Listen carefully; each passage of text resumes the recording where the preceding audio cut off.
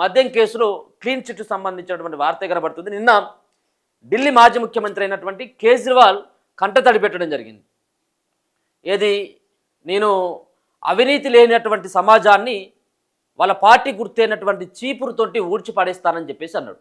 కానీ అదే అవినీతి కేసులో కూరుకుపోయి మొత్తానికి కడిగిన ముత్యంలాగా కవితతో పాటు కేజ్రీవాల్ కూడా బయటకు వచ్చాడు. ఆ భావోద్వేగం కావచ్చు, ఆయన కన్నీళ్లు గార్చినటువంటి విధానం చూసినట్టయితే చాలా, ఎందుకంటే ఎవరికైనా కానీ కొంత బాధ అనిపిస్తుంది. సరే, మొత్తానికైతే 5 నెలల పాటు ఈయన జైల్లో ఉన్నాడు, 6 నెలల పాటు కల్వకుంట్ల కవిత కూడా జైల్లో ఉన్నది. వాళ్ళతో పాటు ఇంకా మిగతా వాళ్ళంతా కూడా ఉన్నారు. సో అసలు ఈ యొక్క తీర్పునిచ్చినటువంటి జడ్జి ఎవరు? ఈ యొక్క కేసుని అంటే తప్పుదారు పట్టించేటువంటి విధంగా, అంటే వాళ్ళపైన నిందలు పడేటువంటి విధంగా బీజేపీ పార్టీ వ్యవహారం నడిపించింది తెర వెనుక. కాబట్టి బీజేపీ కుట్ర, అమిత్ షా కుట్ర, మోదీ కుట్రతోంటే అరవింద్ కేజ్రీవాల్ జైలుకు వెళ్ళిండు. ఈ యొక్క ఆరోపణలు ఎదుర్కొంటున్నాడని చెప్పేసి ఆమ్ ఆద్మీ పార్టీకి సంబంధించినటువంటి నేతలు వాళ్ళు నిన్న మాట్లాడడం జరిగింది. సో వాటన్నిటి కూడా తలుచుకొని గతంలో జైలు జీవితం కావచ్చు, ఈ కేసుకు సంబంధించినటువంటి ఆరోపణల నేపథ్యంలో ప్రజల నుంచి వచ్చినటువంటి వ్యతిరేకత కావచ్చు, ఢిల్లీలో ఓడిపోవడాన్ని ఆయన ఇంకా ఆ కళ్ళ ముందే కనబడతా ఉన్నది. ఇప్పటికిప్పుడు ఎన్నికలు పెట్టినట్టయితే 10 సీట్లు కూడా ఢిల్లీలో గెలవది. ఇది నేను ఛాలెంజ్ చేస్తున్నాను. ఒకవేళ 10 సీట్ల కంటే బీజేపీ పార్టీ ఢిల్లీలో ఎక్కువ గెలిచినట్టయితే నేను రాజకీయ సన్యాసం తీసుకుంటానని అరవింద్ కేజ్రీవాల్ ఆయన నిన్న చెప్పడం జరిగింది. ఒకసారి చూసుకోవచ్చు. అంతకంటే ముందు అరవింద్ కేజ్రీవాల్ నిన్న ఏడ్చుతూ పాపం ఒకసారి చూడొచ్చు. అది కూడా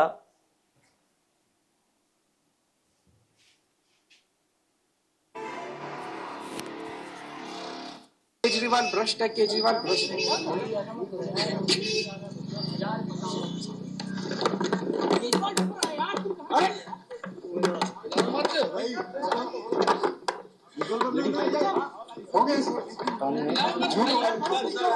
संभालिए सर, अपने आप संभालिए, हिम्मत सर।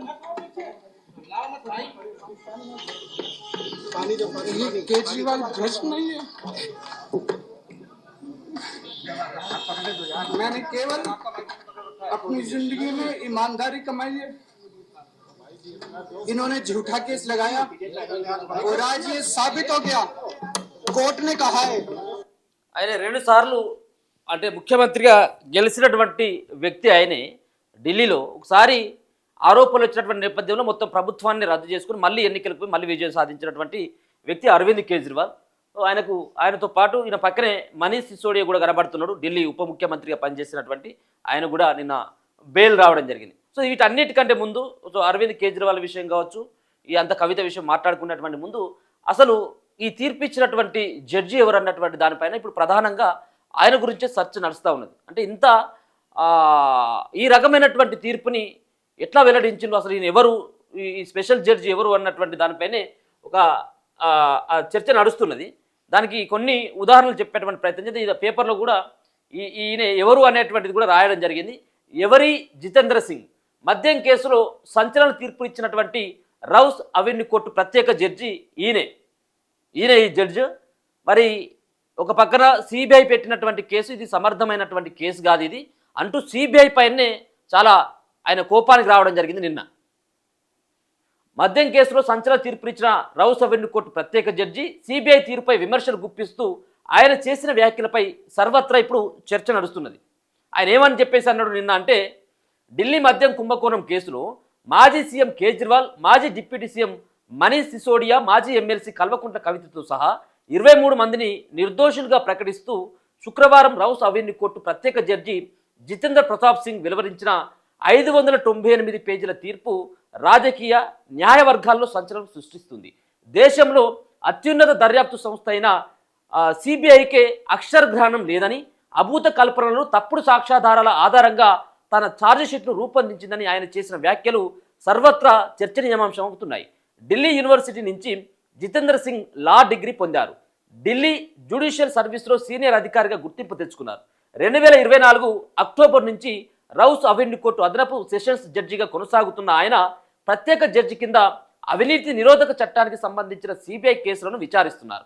జితేంద్ర సింగ్ ఎలాంటి ప్రలోభాలకు లొంగరని, చట్టం విషయంలో నిక్కచ్చిగా వ్యవహరిస్తారని పేరు పొందారు.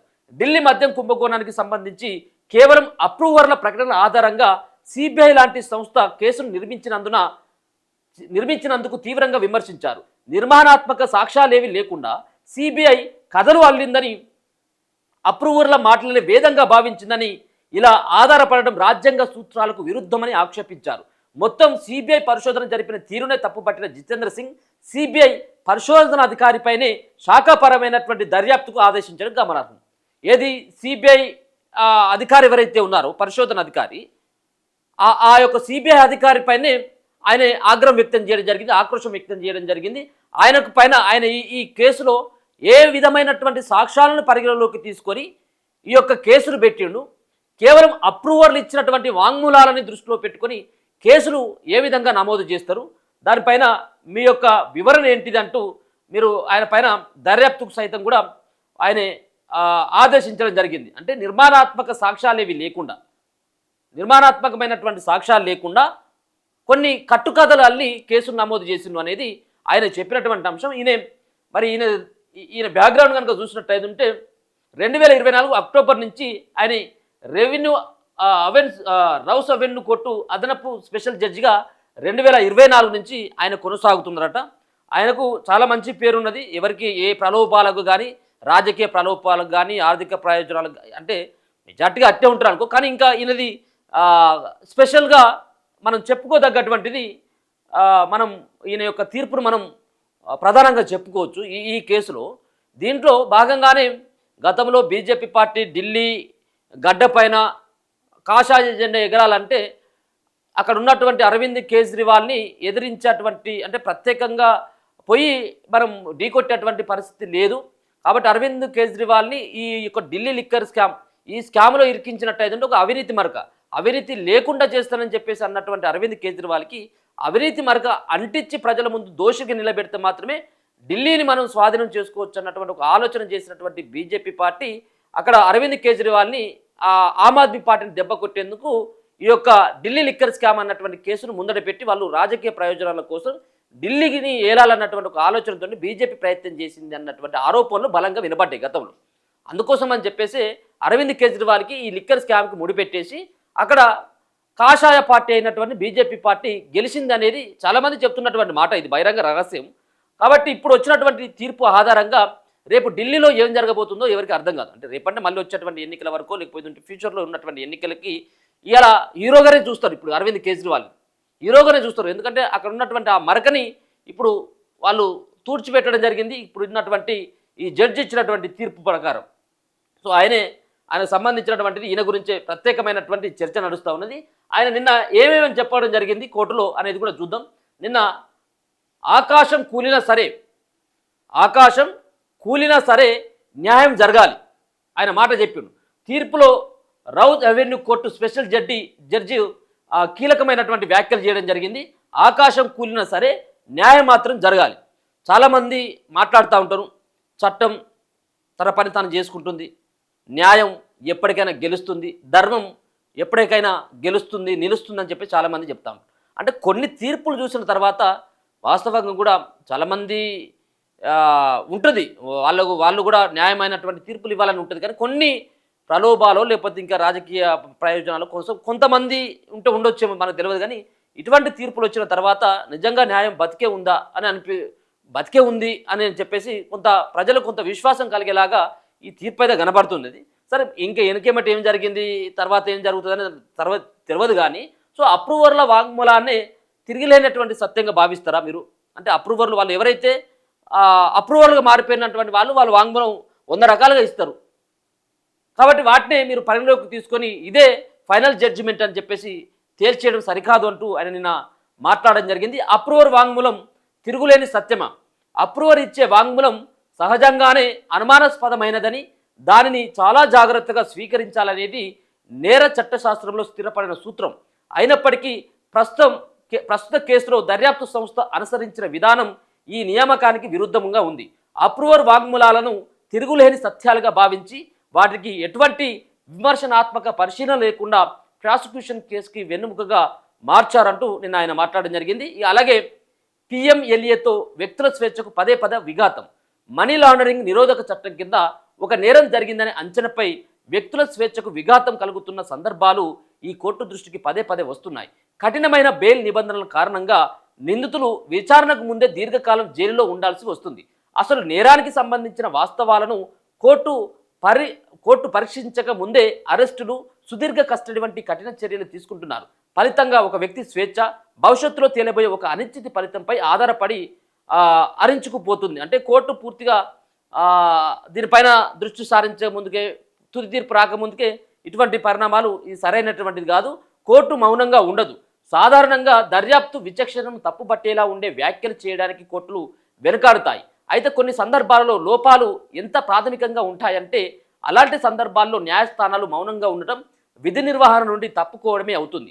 అధికార వినియోగం చట్టపరమైన రక్షణను నీరుగార్చి నేర చట్టశాస్త్ర ప్రాథమిక సూత్రాలను దెబ్బతీస్తున్నప్పుడు కోర్టు మూగ ప్రేక్షక పాత్ర వహించలేదు అనేది ఆయన చెప్పినటువంటి మాట. ఇంకా విశ్వసనీయత లేదు.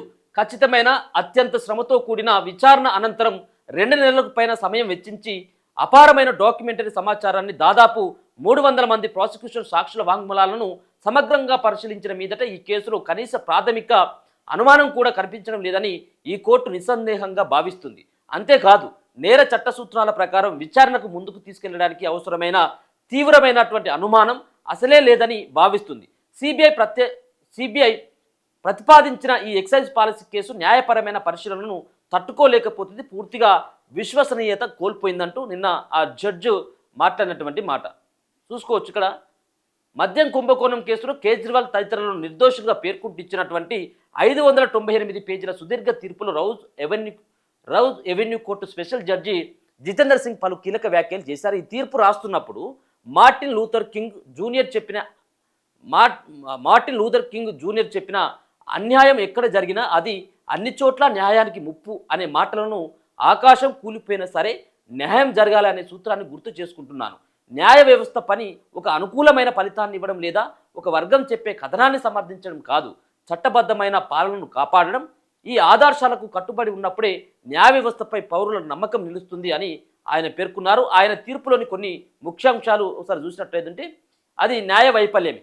ప్రాసిక్యూషన్ ప్రాథమిక ఆరోపణలకు వ్యతిరేకంగా ఉన్న వాంగ్మూలాలను సైతం దర్యాప్తు సంస్థ సమర్థించడం అభినందనీయమే, కానీ అవి ఈ కేసును బలపరచడానికి బదులుగా పూర్తిగా కుప్పగూల్చేస్తున్నాయి. ఎలాంటి సాక్ష్యాలు లేకుండా పూర్తి స్థాయి విచారణ ఎదుర్కోవాలని నిందితులను బలవంతం చేయడం న్యాయం అనిపించుకోదు. అలా చేయడం న్యాయ వైఫల్యం. క్రిమినల్ ప్రాసెస్ను దుర్వినియోగం చేయడం, నిష్పక్షికాత చట్టబద్ధమైన పాలన తాలూకు ప్రాథమిక సూత్రాలను కూడా ఉల్లంఘించడమే అవుతుందని అది కూడా చెప్పడం జరిగింది. ఇక కల్పనలు కుదరదు. ఇది కల్పనలు కుదరదు. చట్టబద్ధంగా ఆమోదయోగ్యమైన ఆధారాలు ఉంటేనే అభియోగాలు మోపాలి తప్ప ఊహలు లేదా దర్యాప్తు సంస్థల కల్పనపై ఆధారపడి ఆ పని చేయకూడదని సాక్ష్యాధారాల చట్టం చెబుతుంది. ఈ గీటు రాయి ఆధారంగా రికార్డులో ఉన్న సమాచారాన్ని పరీక్షిస్తే ప్రాసిక్యూషన్ ఈ కేసును ప్రాథమికంగా కూడా నిరూపించలేకపోయింది అన్నటువంటి అంశం చెప్పడం జరిగింది. ఎలాంటి సాక్ష్యాలు లేని అభూత కల్పన అని చెప్పేసి మాట్లాడడం జరిగింది. కుట్ర అనే భ్రమ కల్పించేటువంటి యత్నం చేస్తూ ఉన్నారు. ఇదంతా కూడా నిన్న చాలా 598 పేజీల సుదీర్ఘ తీర్పులో ఆయన చాలా అంశాలను ప్రస్తావించడం జరిగింది. ఈ కేసు గురించి ఈయనే జడ్జు రౌస్ ఎవెన్యూ ప్రత్యేక జడ్జు అతనే.